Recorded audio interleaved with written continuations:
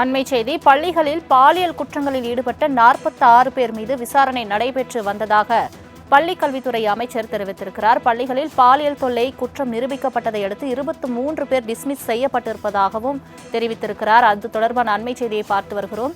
பள்ளிகளில் பாலியல் தொல்லை விவகாரத்தில் கைது செய்யப்பட்டவர்கள் 23 பேர் இதுவரை டிஸ்மிஸ் செய்யப்பட்டிருப்பதாக பள்ளிக் கல்வித்துறை அமைச்சர் அன்பில் மகேஷ் பொய்யாமொழி தெரிவித்திருக்கிறார். பல்வேறு மாவட்டங்களில் பணியாற்றும் ஆசிரியர்கள், ஆசிரியர் அல்லாத பணியில் இருந்தவர்கள் பணி நீக்கம் செய்யப்பட்டிருப்பதாகவும் தெரிவித்திருக்கிறார்.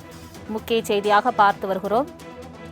பள்ளிகளில் பாலியல் குற்றங்களில் ஈடுபட்ட 46 பேர் மீது விசாரணை நடைபெற்று வந்ததாகவும் அதில் குற்றம் நிரூபிக்கப்பட்டதை அடுத்து 23 பேர் டிஸ்மிஸ் செய்யப்பட்டிருப்பதாகவும் பள்ளிக் கல்வித்துறை அமைச்சர் தெரிவித்திருக்கிறார்.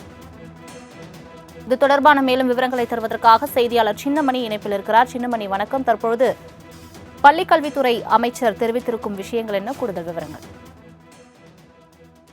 ஷலோமி, 23 பேரை பணியில் இருந்து நீக்கி பள்ளிக் கல்வித்துறை அமைச்சர் அன்பில் மகேஷ் பொய்யாமொழி தற்பொழுது அதிரடி உத்தரவு ஒன்றை பிறப்பித்துள்ளார்.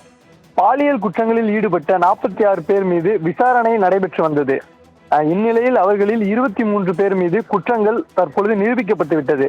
அதனால் அவர்களை பணியில் இருந்து தற்பொழுது நீக்குவதற்கான உத்தரவை அன்பில் மகேஷ் பொய்யாமொழி அவர்கள் பிறப்பித்துள்ளார். பல்வேறு மாவட்டங்களில் பணியாற்றும் ஆசிரியர்கள் மற்றும் ஆசிரியர் அல்லாத பணியில் இருந்தவர்கள் மீது பாலியல் குற்றங்கள், பாலியல் வழக்குகளில் அவர்கள் ஈடுபட்டுள்ளனர் என்று வழக்குகள் பதிவாகி இருந்தது. தற்பொழுது 23 பேர், அதில் 23 பேரின் மீது தற்பொழுது விசாரணையானது நிரூபிக்கப்பட்டு அவர்களை அந்த பணியில் இருந்து தற்பொழுது அதிரடியாக பள்ளிக் கல்வித்துறை அமைச்சர் அன்பில் மகேஷ் பொய்யாமொழி நீக்கியுள்ளார். சலோமி, தங்களின் முழு விவரங்களுக்கு நன்றி சின்னமணி.